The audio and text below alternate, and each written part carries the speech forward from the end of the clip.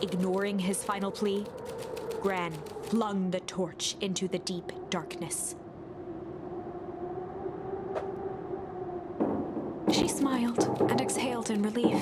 Mr. Nuncreed moaned in resignation. The torch echoed as it ricocheted down the hole, punctuated with a thunderous thud.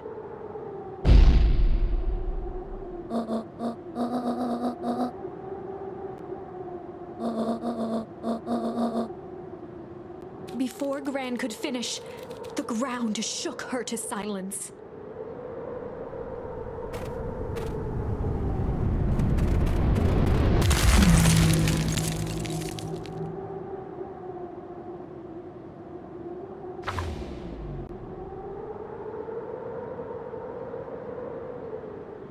Gran only had time to spin around and run to Luca.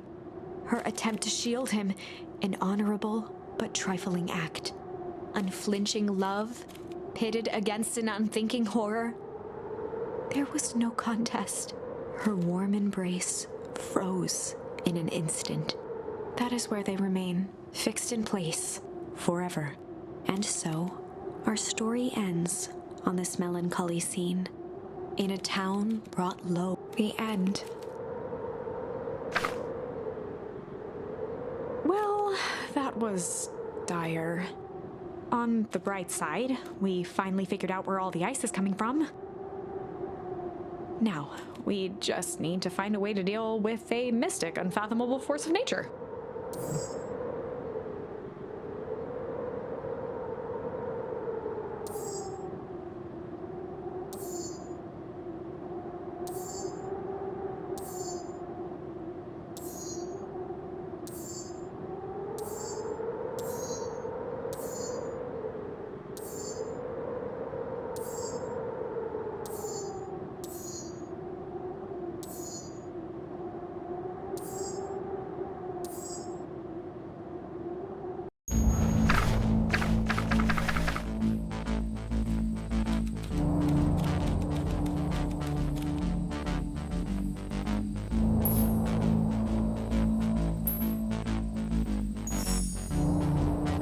Luca drew himself up and decided to take He squinted down the barrel of the mission control defense cannon, aiming it through an opening in the dense tree branches.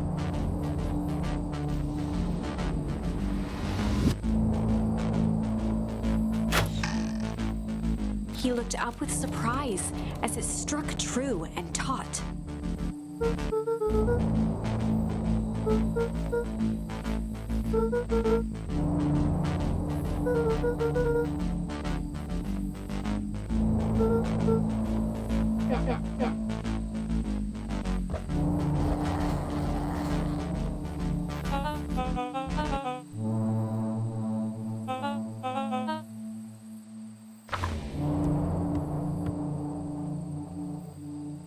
Luca and Iggy winced as they sprinted through the thicket.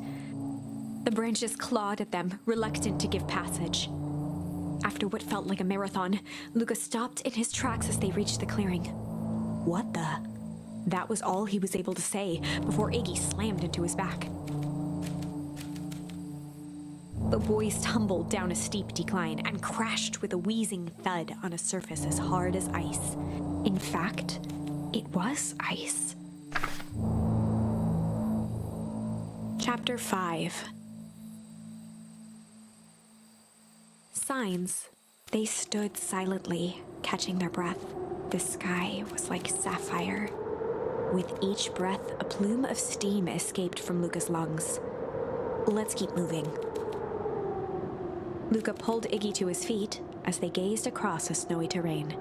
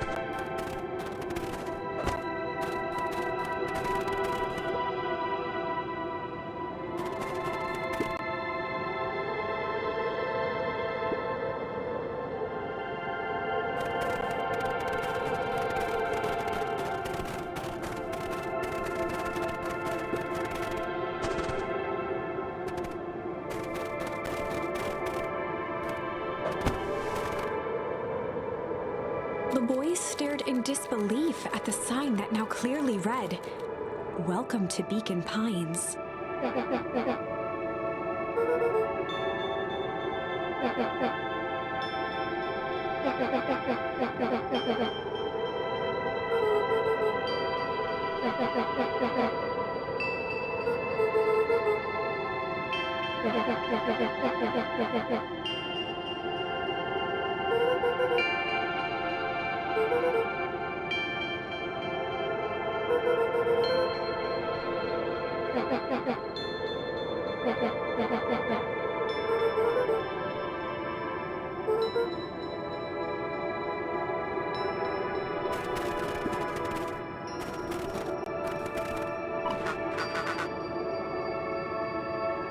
Luca had almost forgotten the walkie-talkie he was carrying.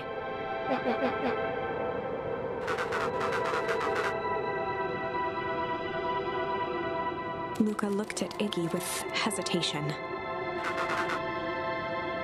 With a resigned sigh, Luca responded.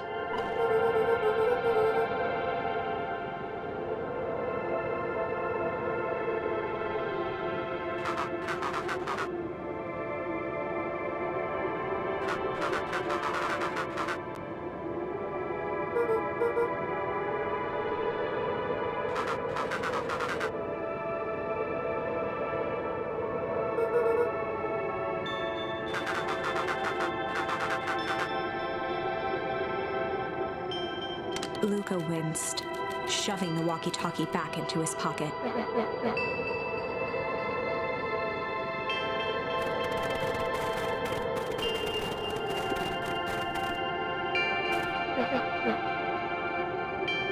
Looking down at the frozen stream, Luca could faintly see a school of minnows encased in the ice.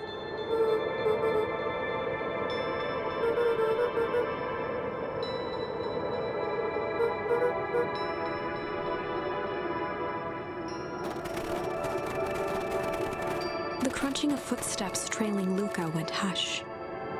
He looked back to see Iggy's face twisted with confusion.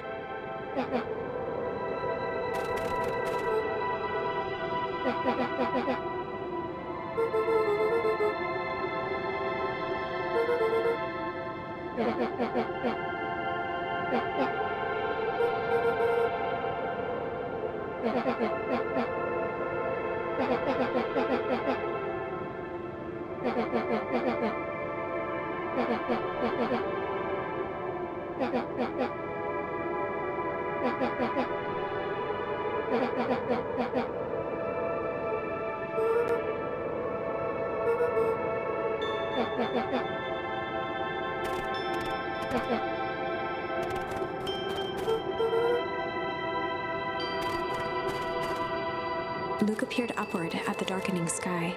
He let out a long, foggy breath. Faintly, Iggy began to cry. Seeing Iggy in such a pathetic state gave Luca a sense of compassion, and more than a little guilt.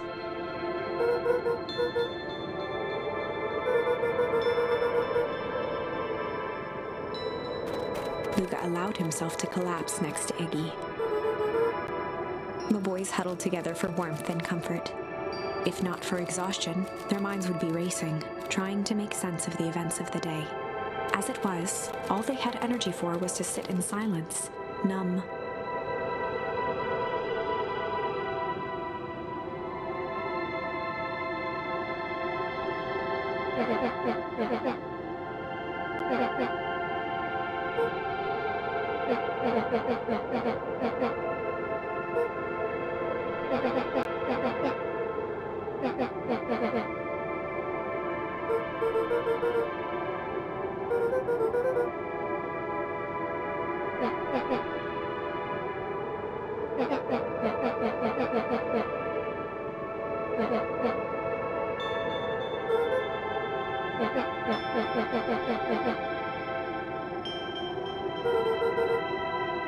Iggy motioned sarcastically to his half-deformed face.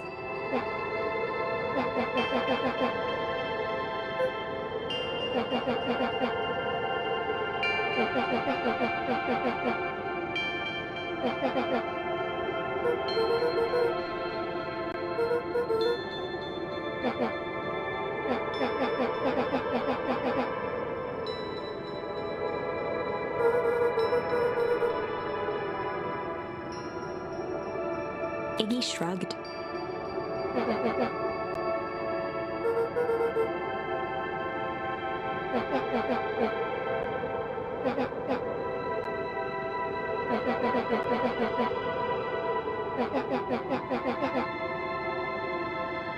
Iggy now wept openly.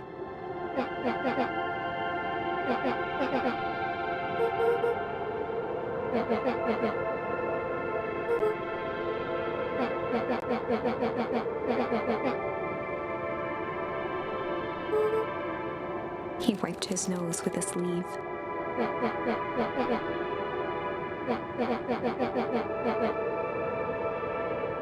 Luca gave a warm chuckle. Iggy cleared his throat as he wiped his eyes. Iggy arched into a wide yawn.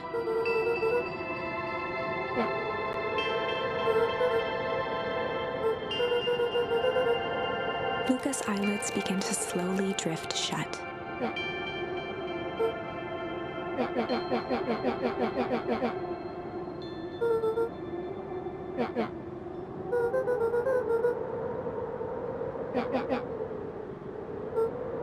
That's all Luca could whisper before succumbing to sleep. Iggy snuggled in some more.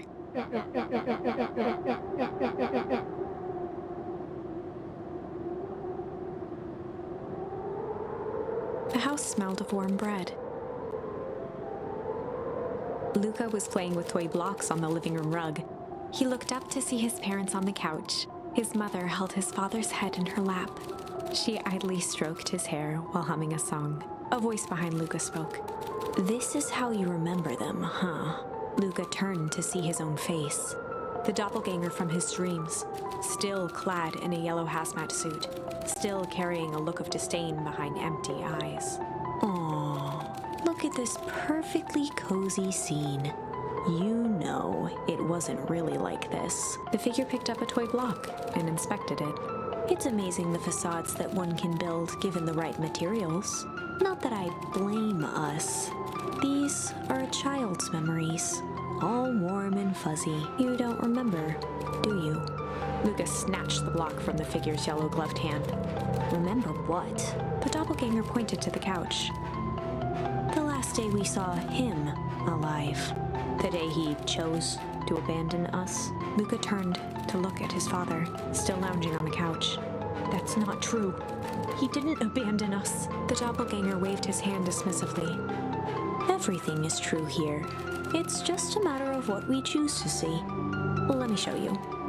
The world flickered and pulsed.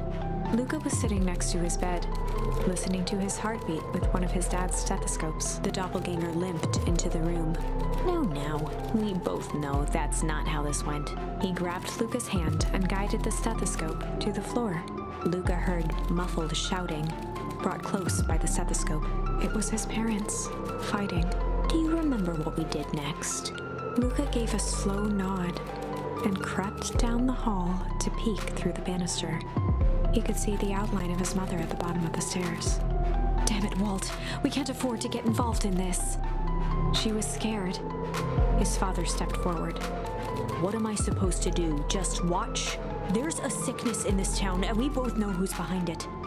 I swore an oath to help people. I won't turn my back on them. Luca's mother grabbed Walt. She was crying, pleading. I can't lose you. Walt calmly removed Eleanor's hand from his shoulder.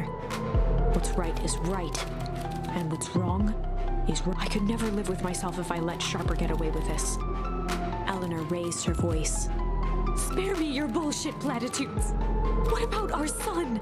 Luca flinched, dropping the stethoscope down the stairs. Walt turned with a panicked smile. Luca, is that you, buddy? With tears in his eyes, Luca descended the stairs. Mom? Dad? What's going on? Walt dropped to a knee to meet Luca eye to eye. Nothing, buckaroo. Your mom and I just got a little overexcited is all. Luca placed the stethoscope against his father's chest. His heart was racing. It sounded like you were going somewhere. Walt gently removed the device from Luca's ears. Listen to me, Luca. I have some business to take care of. I'll be back in time to tuck you in. Luca hugged his father tightly. Promise? Walt stood up and walked to the door. He glanced over his shoulder. I promise. With a wink and a grin, he put on his hat and strode out into the evening sun. A figure approached soundlessly from the foggy snowfall. It stood above them, lingering in contemplation. Slowly raising one hand above Iggy, it snapped out 2 brisk raps on his head. From a deep slumber, Iggy sprang up defensively. Whether it was the calming presence or the recognition that he was not in danger, Iggy felt his clenched fists lower. Luca looked up, gradually remembering his whereabouts. The figure exhaled a cloud of warm vapor.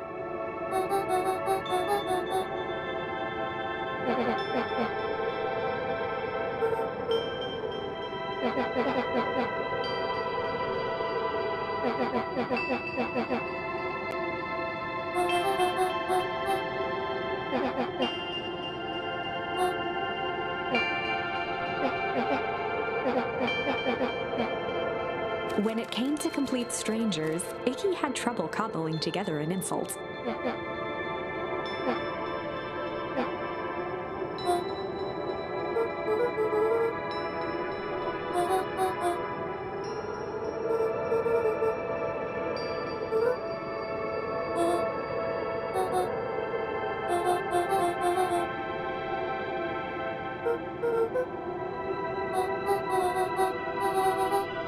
Iggy huffed with gratification.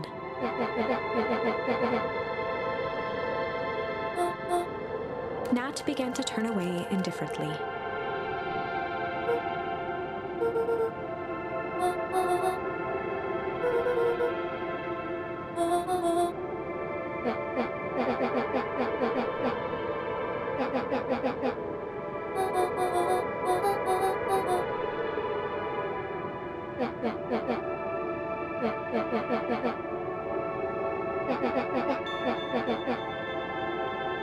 Iggy turned sharply and began to stomp off.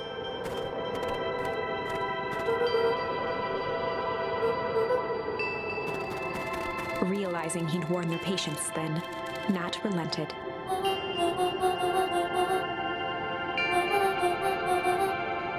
Luca and Iggy turned around with hope in their eyes. Nat took a deep breath in. Nat exhaled slowly, then snapped his fingers. For a brief moment, Luca and Iggy let themselves believe that some great magic was about to unfold until they opened their eyes and found themselves in the exact same place, cold and disheartened.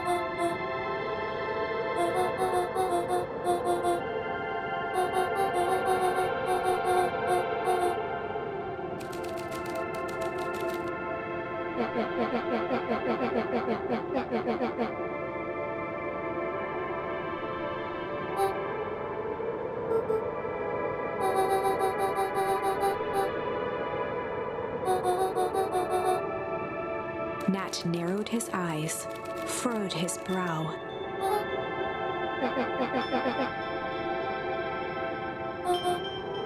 Luca began to laugh uncomfortably. He looked down at his feet. His eyes started back and forth in contemplation. With a sudden pain, a thought struck him. He sprinted off into the pale distance. As Iggy turned to follow, Nat called out.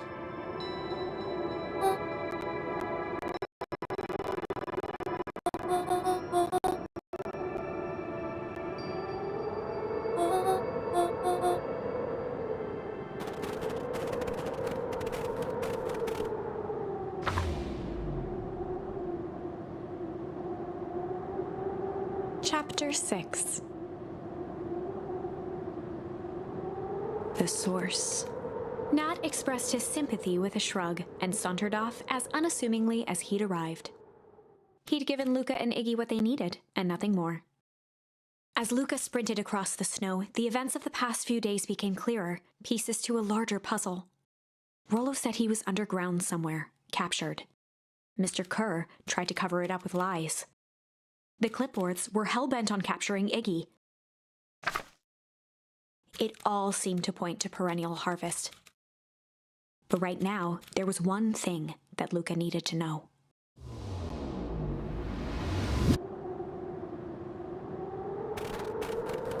Luca stopped dead in his tracks. The tree was gone, uprooted and moved, leaving a raw gash in the earth. He dropped to his knees and dug wildly at the cold snow. His numb hands hit something hard, a headstone. A dry whisper escaped Luca's lips.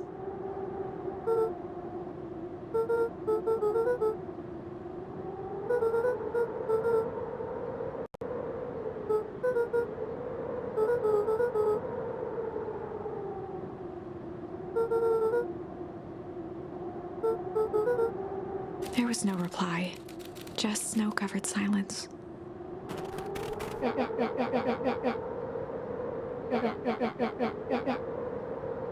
Iggy finally noticed the tears welling in Luca's eyes and the snow-covered grave.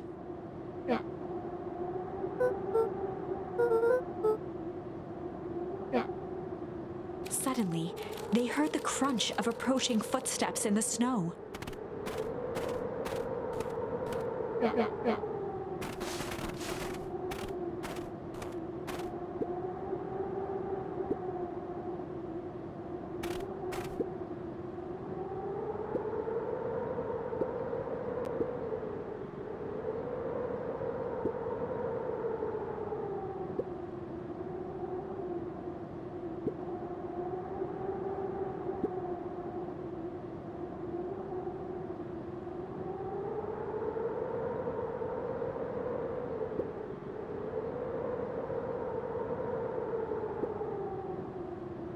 bent down to scoop up a snowball and lobbed it playfully.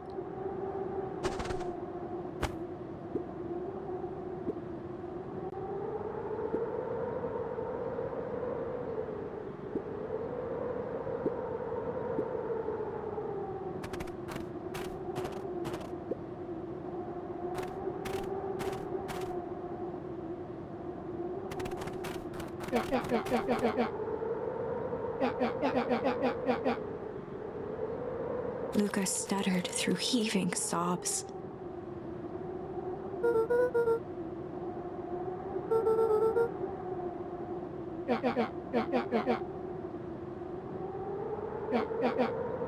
Iggy gave Luca a solid smack on the back of his head.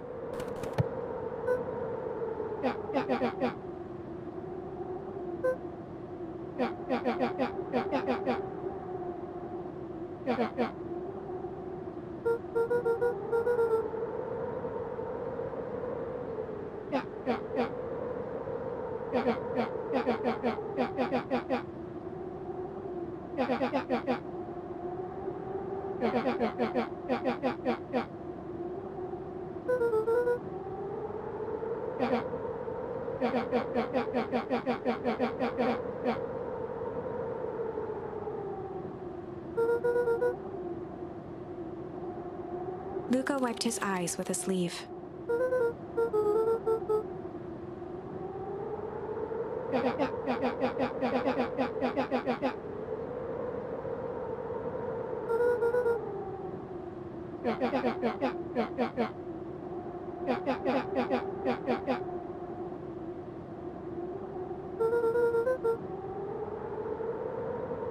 Iggy flashed a mischievous smile and cracked his neck.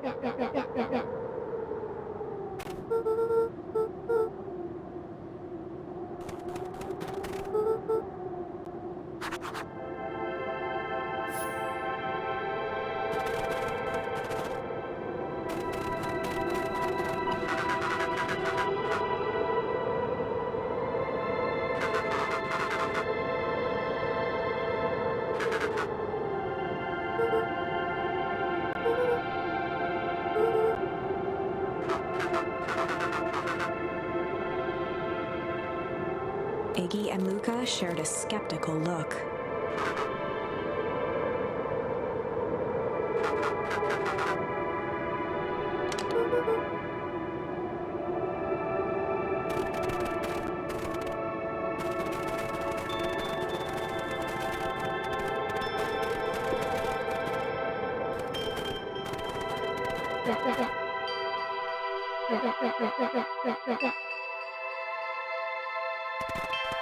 Iggy darted behind a large pine and began digging furiously. He emerged holding a shoebox with a crude skull painted on its lid.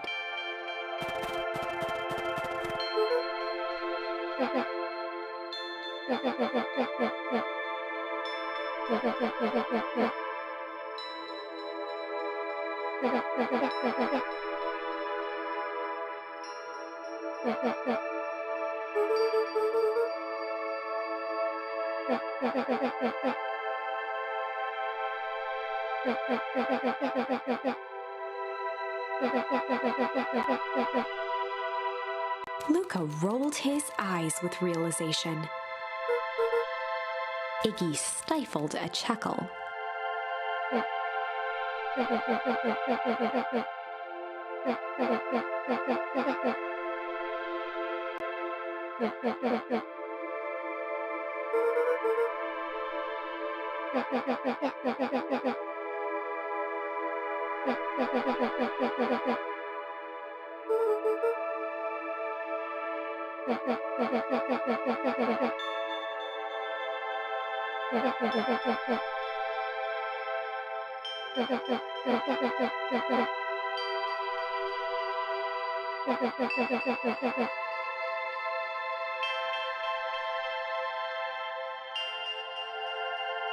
Iggy triumphantly raised the shoebox.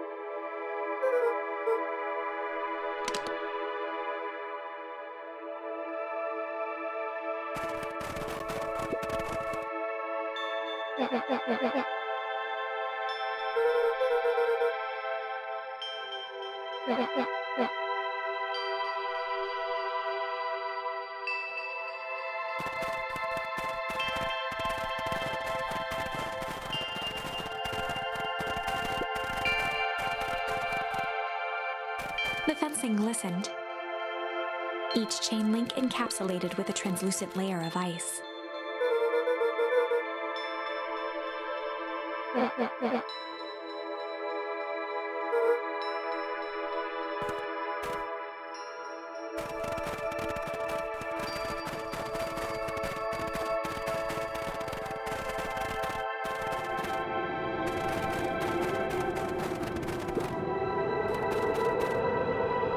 Luca and Iggy inched up to the edge of the hole with bewilderment in their eyes. Arctic air breathed out of the cavern in heaving gusts.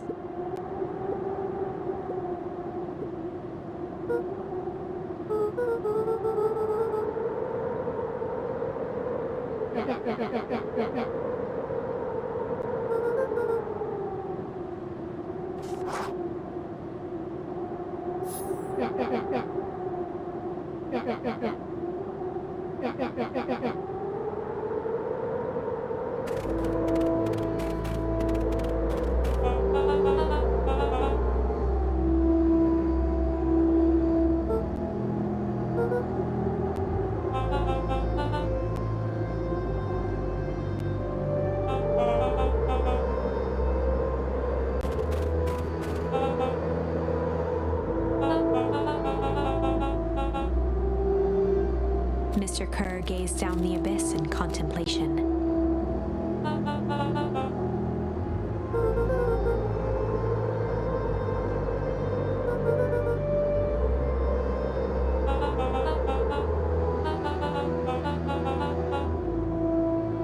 Kerr scratched the back of his head.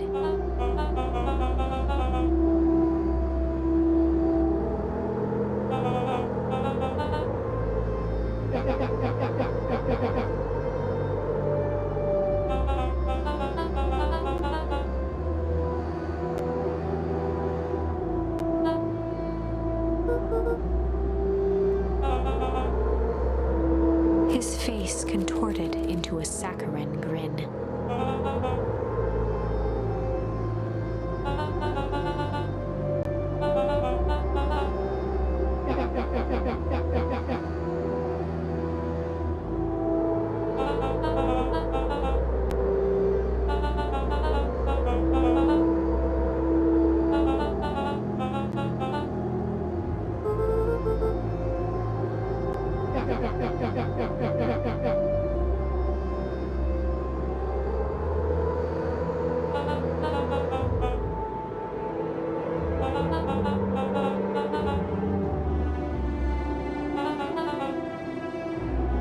Kerr snapped his fingers.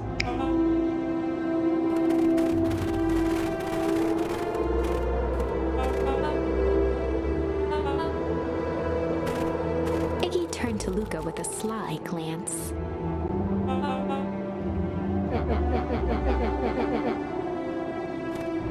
Iggy waved the box into the air, threatening to drop it down the hole.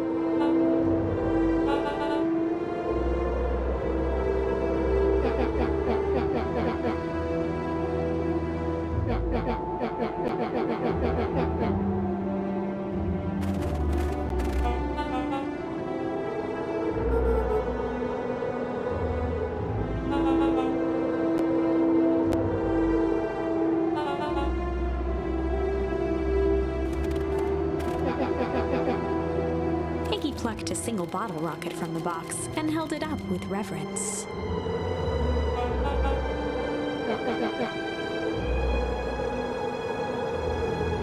After a long pause, Mr. Kerr flung up his hand with frustration.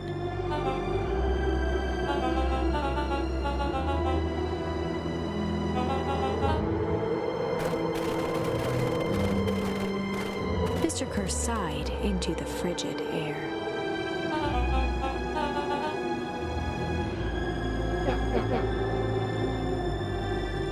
With a nonchalant flick, Iggy tossed the firework into the hole.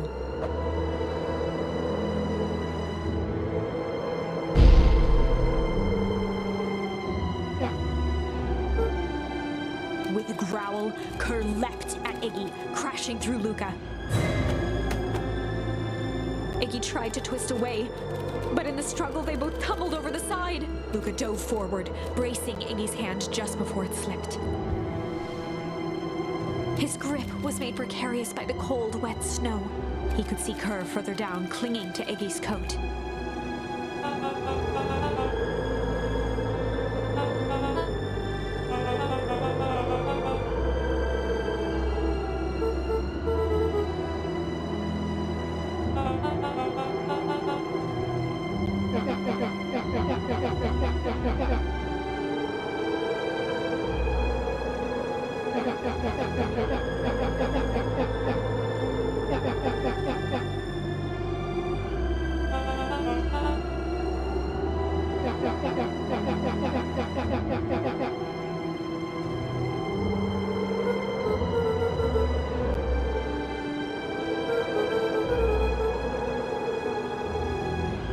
Mr. Kerr gasped with insult.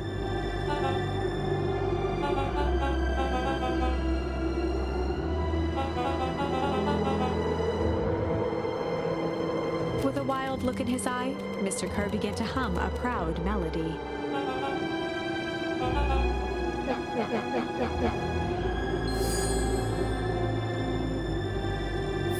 Luca's hand began to cramp. His voice began to crack.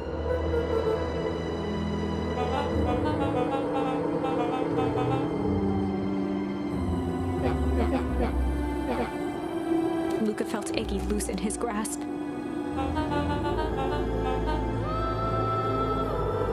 Every muscle in Luca's body burned.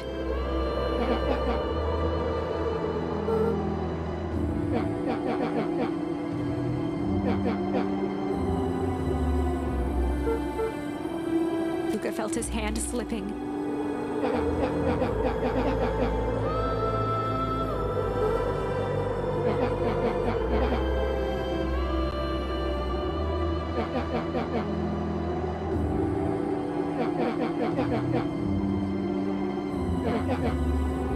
A calm settled over Iggy's face. Iggy's voice was colder than the bitter air billowing from the chasm.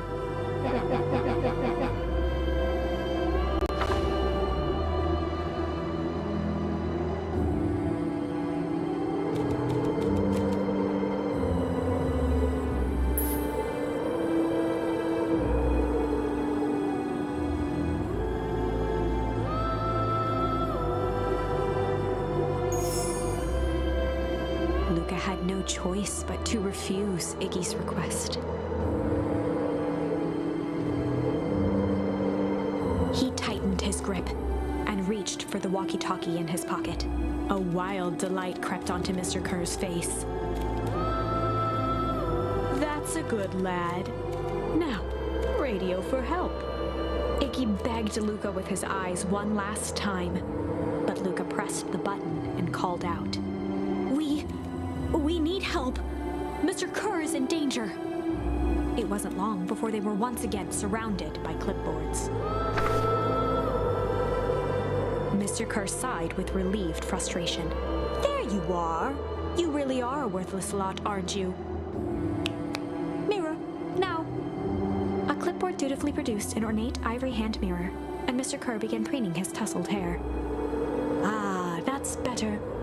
Mr. Van Horn, I applaud your sharp thinking under duress. I'll put in a good word for you with the founder. Take them away. A swarm of hands overpowered Luca. The last thing he saw before a cloth bag was pulled over his head was the defeated look on Iggy's face. The end.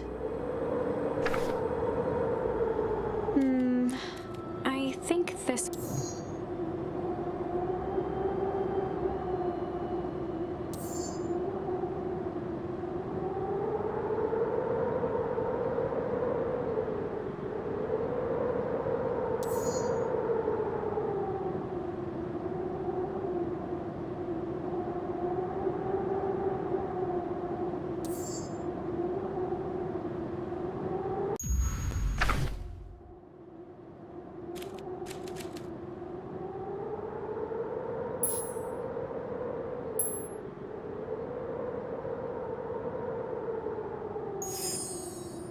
And in the stillness, he began to hum. After the death of his father, Luca had trouble each night. His mother would sit at the foot of his bed and hum a gentle melody. It was the only thing that could calm his mind. The only thing that, however briefly, could make it all seem okay. That melody pervaded every memory Luca had of his mother. Shivering in the raw snow, he began to hum it out loud.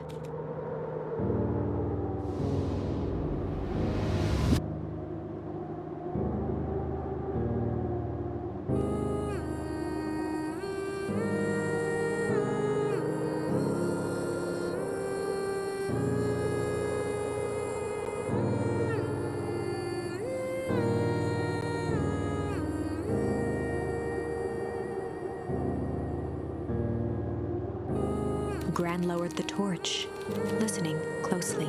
As recognition slowly set in, her heart sank.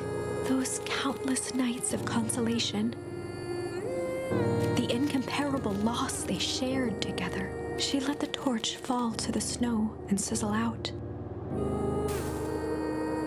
A few steps toward Luca was all she could bear before dropping to the snow herself. Through a flood of tears, she began to hum along, note for note.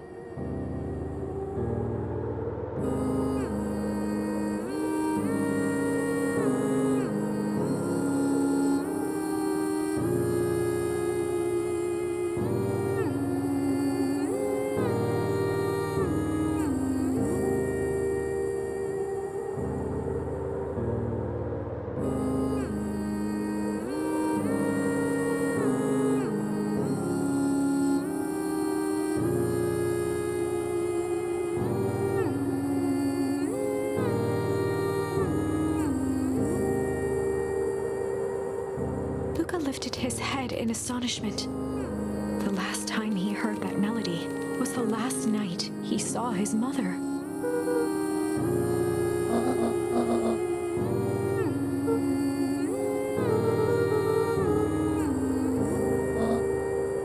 Luca blinked through blurry, watery eyes, trying to see more clearly. He could just make out the impression of a familiar face. He peered across the snowscape at the woman on her knees.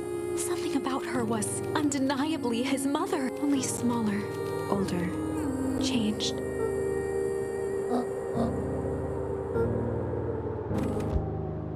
Luca sprinted as fast as he could toward his mother. They held each other close, and the cold retreated from their bodies.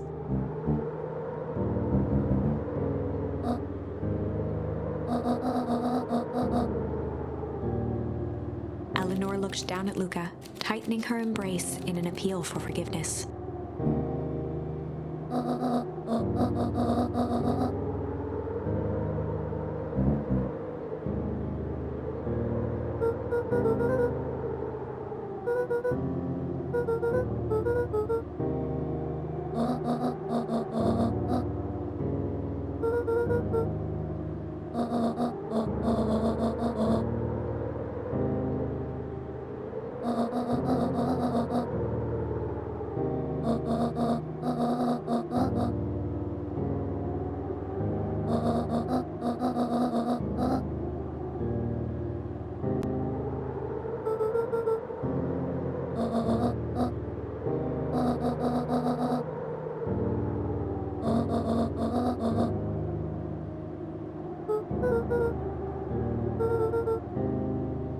Joseph slumped into the cold, wet snow.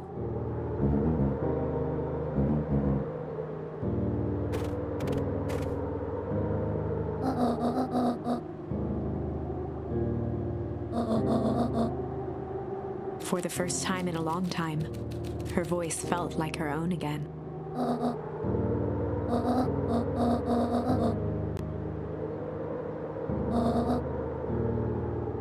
Luca gazed down at Nuncreed with pity. He looked small. Joseph stared into the snow as if searching it for answers.